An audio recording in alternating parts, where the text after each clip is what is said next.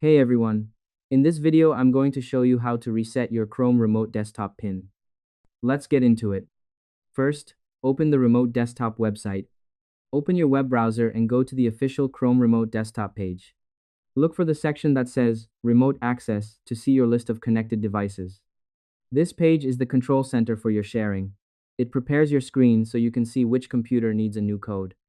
Next, find your computer and edit. You need to pick the specific computer from the list that has the forgotten code.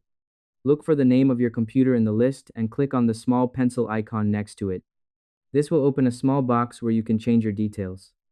Next, type your new PIN. Now you can pick a new secret number. It should be a number that is easy for you to remember, but hard for others to guess. Look for the box that asks for a new PIN and type in at least 6 numbers. Type the exact same numbers in the second box to verify they match for your new code. This is the most important part. This new number is what keeps your latest files safe from strangers. By typing it twice, you make sure there are no mistakes before you save it.